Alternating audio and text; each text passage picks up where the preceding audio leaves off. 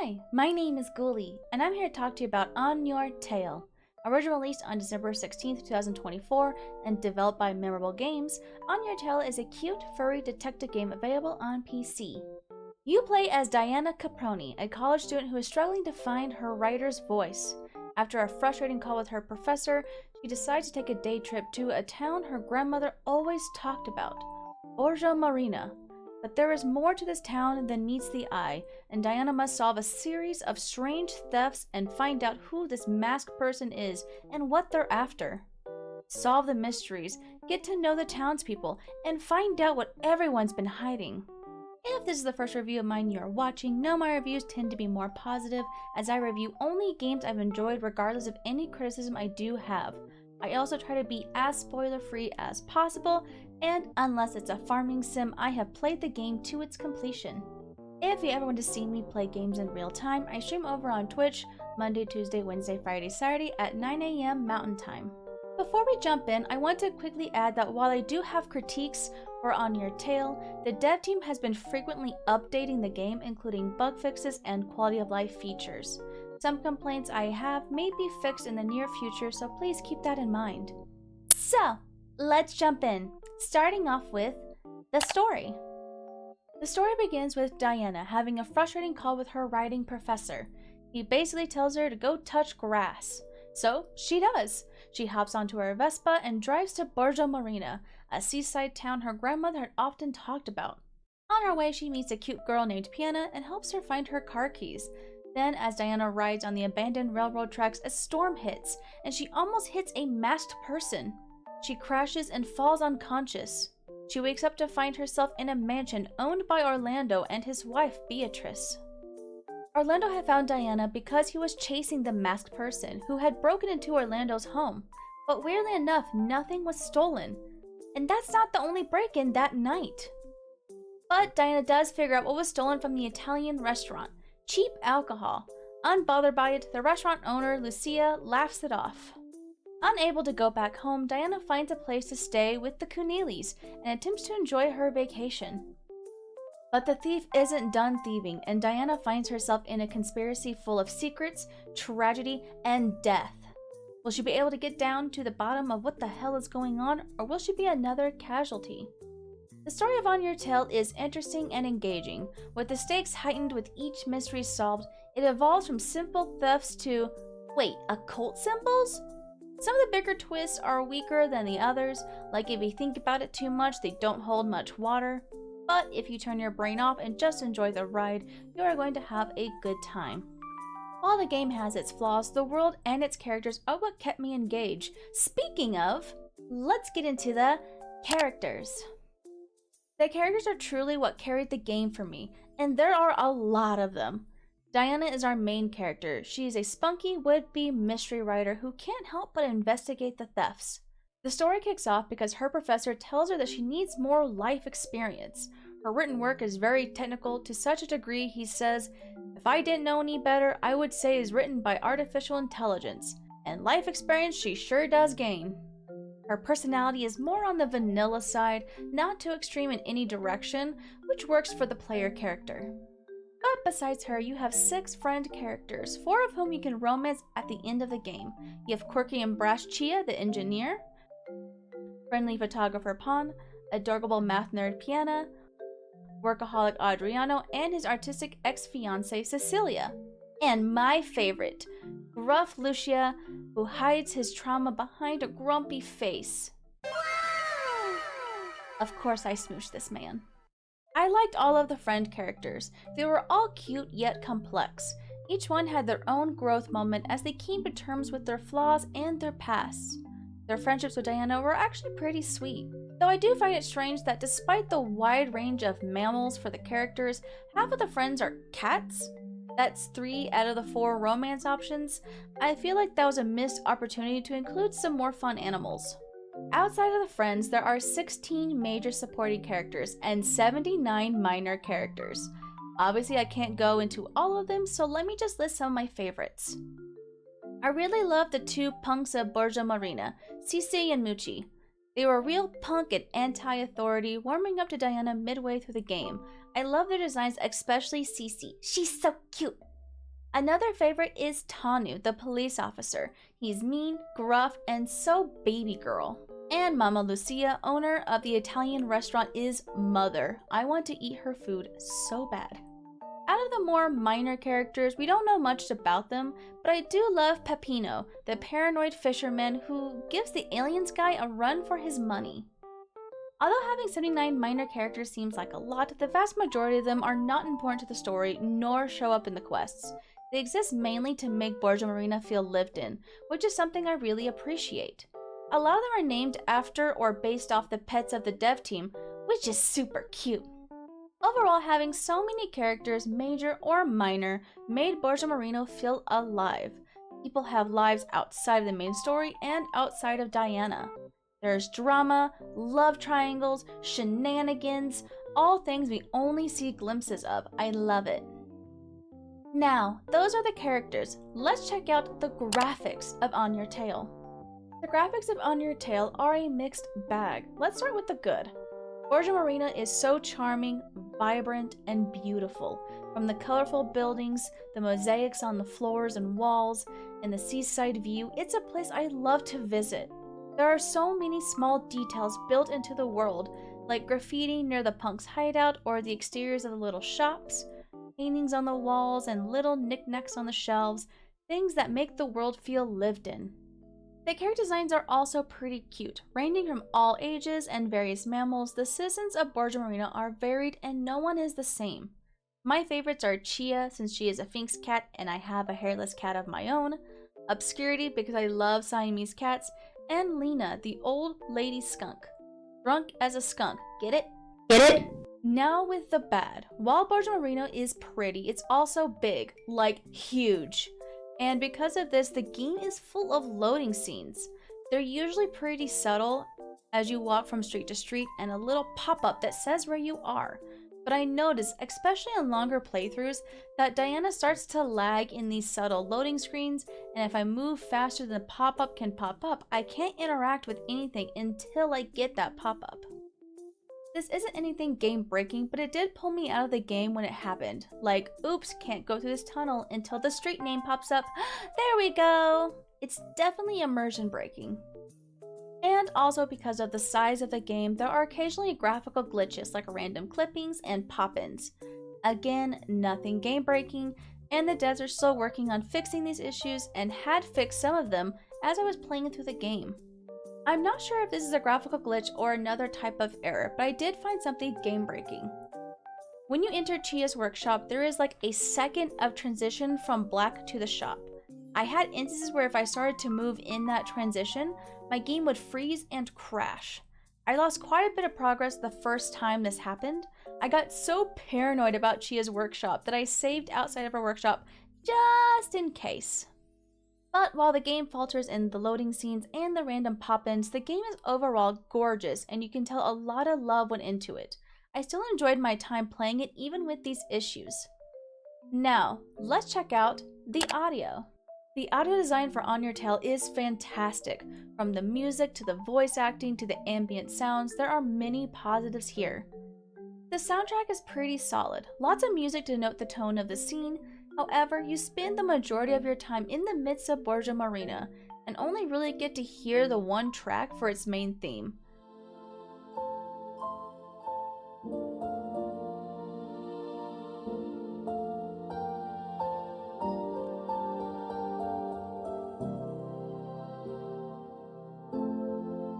The others are more sporadic or only local to one specific location, i.e. your house or Chia's workshop.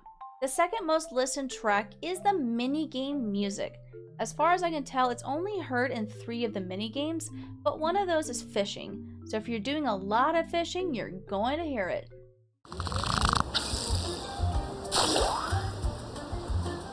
It's not bad per se, but the joyous tone contradicts the frustration I had in those specific minigames. More on those later. The voice acting is also pretty fun. There are about 18 voice actors according to the credits, but I don't think this is a complete list. Fawn's name is missing, and he's a pretty important side character. Either some of the VA names are missing, or they voiced more than one character and the credits don't reflect that. Either way, this credit layout is wild to me. But I digress. The voice acting is really limited to hums and gasps, but it adds a little more character to everyone. Something not really necessary to a visual novel styled interaction, but it's appreciated. And, most importantly, at least to me, the sound effects and ambiance. Origin Marina is noisy, even when the music volume is set to 0, and I love it. While exploring the main part of the town, you can hear seagulls, bike bells, cicadas, waves crashing, the church bell ringing, people's muffled TVs and radios, people talking, birds singing, children playing, and as you near stores and restaurants, the chatter is louder, plates and glasses are clinking, the sound of a spray bottle at the plant shop, the sound of a butcher's knife at the fishmonger's. Even inside the buildings have ambient sounds to them. Orlando's home has the creaking of old wood and the bubbling of his fish tank. Chia's workshop has seagull calls and electric hums. The town hall has shuffling of papers and phones ringing. On top of all that, the sound effects are also equally satisfying. The acquiring of the cards, the fishing, the sound of Diana's footsteps changing between different materials, the opening and closing of doors, all good stuff. I am such a sucker for good sound design, and this game has it. I do suggest turning down the music level so you can fully appreciate the Foley work. Now, let's talk about gameplay. The gameplay is where the game suffers the most. On one hand, the game is jam-packed with things to do. Outside of the main story, there are plenty of side quests. You can hang out with friends, partake in Pond's Picture Challenge scavenger hunt, fix up Chia's bag, go fishing, work at the restaurant or the gelato store or at the farm or deliver mail, skip stones, find all the constellations, watch movies, go shopping, play marbles, go door to door and meet everyone, pick ingredients, paint with Cecilia, cook some food, or play at the arcade. So, the game can last you tens of hours just by trying to do everything in the game. However, while this can be a plus, it can also be a minus. If you count the mystery and interrogation sections, On Your Tail has 14 mini games, which is a lot. Which isn't a bad thing itself, and it's pretty impressive for an indie game. However, and this is just my opinion, some of these mini games just aren't fun. The marble tracks are my least favorite. The camera is so close to the marble, I couldn't tell where I was supposed to go most of the time, and it's too slow for my taste, which makes the game not fun. I also noticed when I was doing one of the tracks off stream, if the other person is so far ahead of you, they'll start messing up so you can catch up, which might be fine, but I was struggling in my section, and being stuck there for several minutes while both me and the computer player were messing up was more frustrating and dragged out the game. The cooking game is a close second, and that mainly has to do with how buggy it is. Despite the game telling you it's best to play with a controller, the controls are bugged, and it's easier to play the minigame with keyboard and mouse. But easier is in quotations here because it's still bugged. You can only make so many mistakes before you have to start the minigame completely over. And if you keep messing up, you can't leave the game. You have to finish it to move on. A quick note here, according to a roadmap the devs posted in January, they plan on balancing the cooking minigame and adding the ability to quit some minigames. As of writing this script, these haven't been added yet, but something to keep in mind. Other minigames aren't overall bad, but have frustrating moments, including the fishing minigame. It wasn't bad at first, but as you upgrade the fishing rod, another mechanic is added. But the game doesn't explain what you have to do with that added mechanic, nor is the tutorial updated. This is much worse with the last upgrade, as the instructions on screen are in Italian, which is not helpful if you don't speak Italian. Again, the roadmap mentioned before includes fishing improvements and rebalancing, so we may see my complaints be gone with a future update. I won't go too much into the smaller minigames, they were all fine. Some were more fun than others, but I couldn't find glaring flaws in them like I did in the ones mentioned earlier. I do want to touch on the main story minigame mechanics, the mystery solving and the interrogation. With the mystery solving, you have to search the area with Grandma's chrono lens, a seemingly magical device that allows you to see a glimpse into the past. As you investigate, you find clue cards and evidence. Then in the deduction stage, you have to place these clue cards in a certain order to figure out what happened. I had fun with the first few levels. Trying to figure out the order of the events is intuitive and engaging. But halfway through the game, the solving became more trial and error and less solving. The solutions are less obvious, and with so many cards means so many errors. Towards the end, I just end up using a walkthrough because my brain was starting to melt. It's a shame because I really do like the idea of using cards and having the crime scene be a little game board. It's very Paper Mario-esque, and I think it's just cute. The interrogation sections also suffer from the trial and error mechanic. They also weren't really intuitive, and I just had to solve them by seeing what worked and what didn't. Luckily, it looks like a bug I ran into got fixed in a patch. The first time I did interrogation, if I passed over a card while holding another card, the game acted like I tried to pair them off, even when the card was still in my hand, which resulted in a mistake against me. But this didn't happen with the other interrogations, and a patch note did mention fixing major issues with the interrogations, which is awesome. Another issue that I have to bring up. While Borgia Marino is gorgeous, traversing through it is not great. The running speed isn't that much faster than the walking. I feel like the speed lines are there to trick me into thinking I'm going much faster, but I'm really not. It takes several minutes to get across the entire map, and when you're forced to go back and forth, it's tiring. For example, I had 2 quests for Chia.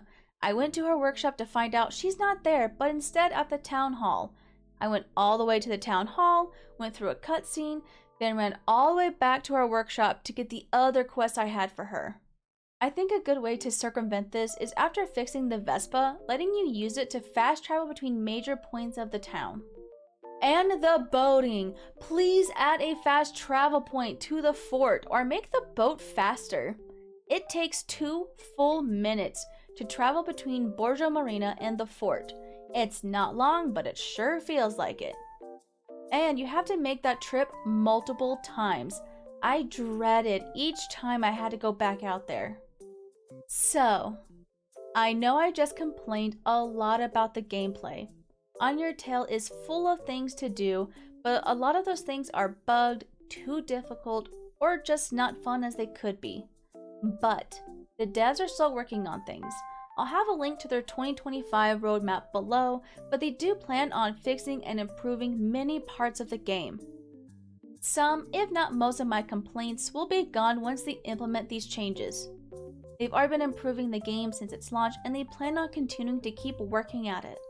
And like I mentioned in the beginning, I only review games I've enjoyed regardless of the criticism I do have. I do think On Your Tail has great potential to be an even more amazing game than it already is. The roadmap includes 2 DLC, and I'm looking forward to returning to Borgia Marina to learn more about the world and its characters. Lastly, the achievements. Getting the achievements in On Your Tail is kind of a pain. Most of them are main story and side quest based.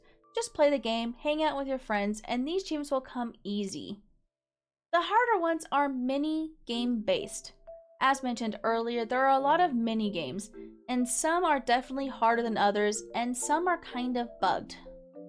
The ones I had the hardest time with were Top Score, where you need to beat the highest score at the arcade game, and Catch Them All, where you catch every fish and trinket. I ended up getting a friend to help me with these as the arcade game hurt my wrist after a few minutes of playing, and the fishing minigame became too difficult for me. One of the achievements, Collector, where you collect all of the cards, is a little off. I got this achievement before I actually collected them all because I was still missing a character's card, so I'm not sure what exactly flags this achievement as being completed, but yeah, it's a little weird. I currently have 1 achievement left to get, but I'm afraid it's a little bugged. It's the Queen of Marbles, where you win at every marble track. I can't seem to get track 3 triggered despite winning the other tracks.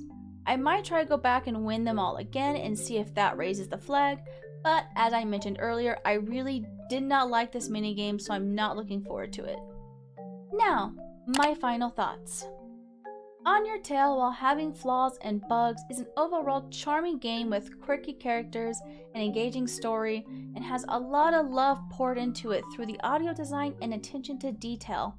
It took me about 30 hours to complete the game, which is a pretty solid amount of time. As of this recording, the game is available on Steam for $34.99. It's a steep price for an indie game, but it's packed with content. I highly recommend it, so wait for a sale if that price is a turnoff for you. Hey, Editor Ghoulie here. I wanted to adjust part of my last statement. On Your Tail recently released a permanent price drop, so it is now $29.99 instead of $34.99.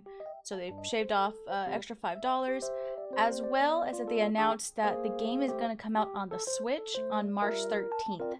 So keep an eye out for that if you want to play on the Switch instead of Steam. And there you go. So that's all from me today. If you enjoyed this video, don't forget to like, comment, and subscribe as a way of helping my channel. I hope you have a good day, good night, good morning, whatever time it is there. And I will catch you next time. Bye-bye.